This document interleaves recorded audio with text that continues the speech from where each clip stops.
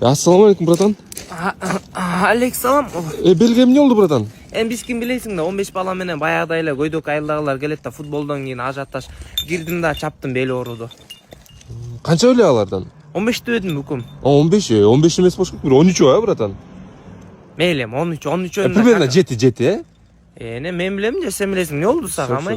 Как обычно бирөөсүн кирдик, алтоонун жеп калдык баягыдай эле белге тебишет да. Үкүм не болду дебейсиң да? Не болду братан? Ал күнү деген футболго Асема келген да.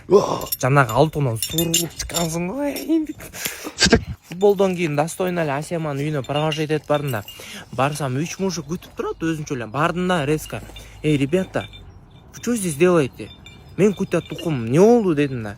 Десем алар непонятно, короче. Мен кутя тукум десем. Анан чуть-чуть очнулись да. Тукум эмне? Тияктан кармайбызбы? Жок, үкүм, айда тияктан бизде андай нерселер жок го. Просто убагында баягы магазин жок кезде тукум сатканбыз. Ошондо анча-мынча карызга берип турчук да, атак мындай. Бесимейм го айыл боюнчачы. Асема тоже клюнула на меня. Братан, не душка айтат эле анча?